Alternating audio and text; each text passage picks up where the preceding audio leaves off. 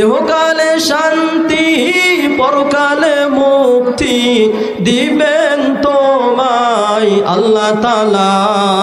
লা ইলাহা জোরে লা ইলাহা জোরে লা ইলাহা লা ইলাহা।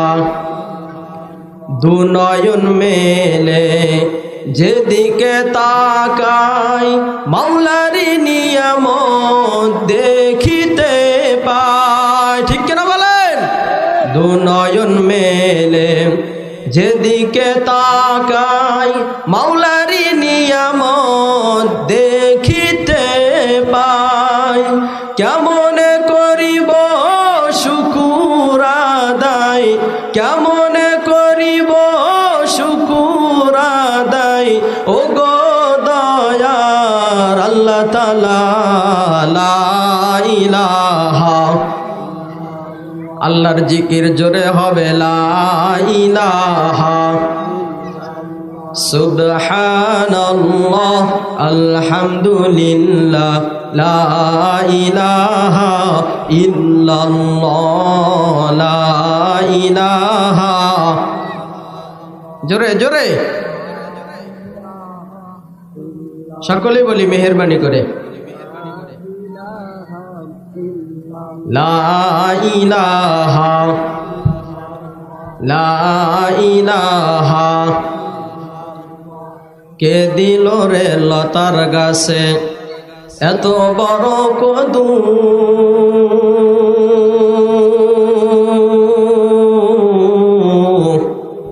কার ইশারায় মৌমাছিরা মৌচাকে দেয় মধু। ঠিক কিনা বলেন? কে দিল রে লতার গাছে এত বড় কদু, কার ইশারায় মৌমাছিরা মৌচাকে দেয় মধু। কে দিল রে শিমুল গাছে নরম নরম তুলা,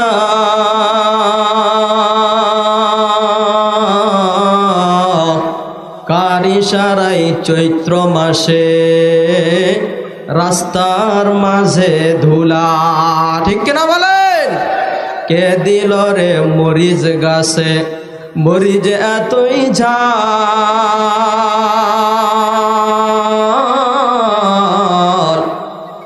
কার ইশারায় কার ইশারায় কার ইশারায় জোরে বলেন, আরো জোরে বলেন না। কার ইশারায়?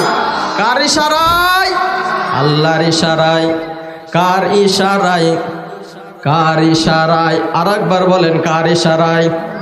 জোরে বলেন না। কার ইশারায়? কার ইশারায় ভাদ্র মাসে গাছে পাকে তাল। জোরে বলি আল্লাহু আকবার। আর একবার জোরে বলি আল্লাহু আকবার। আলহামদুলিল্লাহ। সর্বপ্রথম আমি সেই মহান রব্বুল আলামিনের কাছে শুকরিয়া জ্ঞাপন করব, যে মহান রব্বুল আলামিন আজকে আমাদের এই মাহতি জালসায় তিনার রহম এবং করম এবং ফজল দিয়ে আমাদেরকে ভরপুর করে রেখেছেন। জোরে বলি সুবহানাল্লাহ। সে রবের নিকটে শুকরিয়া আদায় করব যে মহান রব্বুল আলামিন দুনিয়ার গান বাজনা থেকে, দোকানপাট থেকে, সাংসারিক ঝামেলা থেকে, যুবক ভাইদের জুয়ার আড্ডা থেকে, বিড়ির আড্ডা থেকে, যুবক ভাইদের নেশার আড্ডা থেকে, মেয়েদের আড্ডা থেকে যুবক ভাইদেরকে যে প্যান্ডেলের মধ্যে আল্লাহ পাক নিয়ে আসছেন, সেই মহান রব্বুল আলামিনের নিকটে আমরা শুকরিয়া আদায় করছি। সকলে বলে আলহামদুলিল্লাহ। আরেকবার বলি আলহামদুলিল্লাহ। দুরুদ ও সালাম পেশ করব সাইয়্যিদুল মুরসালিন রাহমাতুল লিল আলামিন খাতামান নবিয়্যিন, দয়ার নবী মায়ার নবী, সকলে বলি সাল্লাল্লাহু আলাইহি ওয়াসাল্লাম।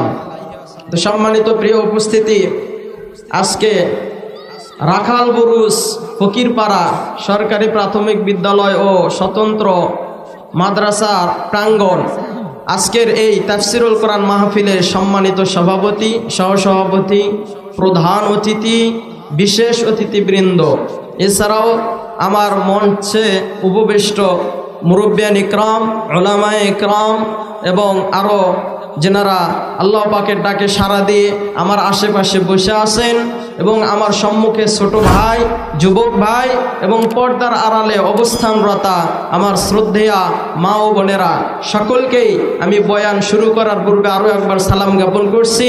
সকলেই মেহেরবানি করে আমার সালামের জবাব দেবেন। আসসালামু আলাইকুম ওয়া রাহমাতুল্লাহ। আপনারা সকলে কেমন আছেন? জোরে বলেন, কেমন আছেন? কোরআনের বয়ান চলবে না থেমে যাবে? ভালো লাগে না খারাপ লাগে? কোরআন যতই শুনবেন ততই কি লাগে? মজা লাগে। একটা গান আপনি বারবার শুনলে বিরক্ত লাগে, এই গান তো আর শুনবো না, ঠিক কিনা বলেন? আর আপনার মসজিদের ইমাম সাহেব 5 ওয়াক্ত নামাজের মধ্যে মাগরিব, এশা, ফজর নামাজে দৈনন্দিন সূরা ফাতিহা আপনাদের সম্মুখে তিলাওয়াত করে। আজও পর্যন্ত কেউ বলে নাই ইমাম সাহেব সূরা ফাতিহা আর পড়েন না, ভালো লাগে না। জোরে বলি আল্লাহু আকবার। আরেকবার জোরে বলি না আল্লাহু আকবার। তাহলে এই সূরা ফাতিহার মধ্যে এত মজা কে দিয়েছেন? জোরে বলেন না, কে দিয়েছেন? আর গানের মধ্যে মজা দিয়েছেন শয়তান, ঠিক কিনা বলেন? এই জন্য গান শুনতে ভালো লাগে, ঠিক আছে, কিন্তু এইটা গুনাহের কাজ, খারাপ কাজ। মানুষদেরকে ভালো লাগে, কিন্তু সব সময় এমন একটা সময় আছে ইমানদারেরা 2-1 শুনে বলে যে আর এটা ভালো লাগে না, ঠিক কিনা বলেন? জোরে বলেন, ঠিক কিনা? তা আল্লাহ পাক সুবহানাহু ওয়া তাআলা এখনো যে সমস্ত মা ও বোনেরা আত্মীয় স্বজন নিয়ে ব্যস্ত আছেন, আমি রিকোয়েস্ট করব, অনুরোধ করব, সুদূর বগুড়া থেকে আপনার এলাকায় যদি আমি আসতে পারি, ও মা, ও ভাই, ও বৃদ্ধ বাবাজিরা, আপনারা কেন আপনাদের এই কোরআনের সজ্জিত মণ্ডিত জান্নাতের বাগানে আসতে পারবেন না, ঠিক কিনা বলেন? আজকে এই বাগান, এই স্থান সাক্ষী দিবে কাল কিয়ামতের ময়দানে যে কোরআনের বয়ান হয়েছিল এই মাদ্রাসার ময়দানে, হাই স্কুলের ময়দানে। এই ময়দান সাক্ষী হয়ে থাকবে যে কোরআনের পক্ষে যেনারা সঠিক সময়ে উপস্থিত হয়েছেন, আল্লাহ পাক সুবহানাহু ওয়া তাআলা এর বদৌলতে আপনাদেরকে অনেক সওয়াব দান করবে, ঠিক কিনা বলেন? তো প্রিয় এলাকাবাসী, কোরআন কার কিতাব? জোরে বলেন, কার কিতাব? নাকি আমার বাবার? তাহলে কথা হবে কার? আল্লাহর। আমার বাবার কোনো কথা হবে? ভণ্ড বাবার কোনো কথা হবে? ভণ্ড পীরের কোনো কথা হবে? দরবেশ বাবার কোনো কথা হবে? কথা হবে কার? জোরে বলেন কার? আর একবার জোরে বলেন কার? আল্লাহর। তাহলে আল্লাহর কথা যদি হয়, কোনো দিকে মন না দিয়ে অল্প সময়ের মধ্যে আপনাদেরকে সুন্দর কিছু কথা শুনেব, যদি আপনারা শুনতে রাজি থাকেন। রাজি আছেন তো ইনশাআল্লাহ? আর একবার বলি ইনশাআল্লাহ। তো আমি পবিত্র কালামুল্লাহ শরীফ থেকে একটি আয়াতে কারিমা তিলাওয়াত করেছি। সম্মানিত প্রিয় উপস্থিতি, পবিত্র কালামুল্লাহ শরীফ থেকে যে আয়াতে কারিমাটুকু আমি তেলাওয়াত করেছি, মনোযোগ সহকারে যদি শোনেন, আল্লাহ চাহেন তো আপনাদের দিল পরিবর্তন করে যিনারা বেনামাজি আছেন আগামী থেকে নামাজি হয়ে যাবেন। যিনারা টুপি ছাড়া আছেন আগামীকাল থেকে নামাজি, টুপিওয়ালা হয়ে যাবেন। আল্লাহ পাক যেন আমাদের সকলকে তৌফিক দান করেন, সকলেই বলি আমিন। তো আমি আয়াতে কারিমা তিলাওয়াত করেছি, ইয়া আইয়ুহান নবী, ইয়া আইয়ুহান নবিয়্যু জাহিদিল কুফার ওয়াল মুনাফিকিন। হে আমার প্রিয় নবী, হে আমার প্রিয় দোস্ত, হে আমার সর্বশেষ নবী, ইয়া আইয়ুহান নবী, আপনি জিহাদ করুন। ইয়া আইয়ুহান নবিয়্যু জাহিদিল কুফার ওয়াল মুনাফিকিন, আপনি কাফের এবং মুশরিকদের সঙ্গে জিহাদ করুন। জোরে বলি আল্লাহু আকবার। কার সঙ্গে জিহাদ করতে হবে? কাফের এবং মুনাফিক। কাফের এবং কি? মুনাফিক। শুধু জিহাদই করবেন না, আল্লাহ তাআলা বলতেছেন ওয়াগলুজ আলাইহিম, তাদের প্রতি আপনি কঠোর হন। কি হইতে বলছে? জোরে বলেন, কি হইতে বলছে? কঠোর এইটাকেই বলা হয় যে শরীয়তের বিষয়ে কাউকে ছাড় দেওয়া যাবে না।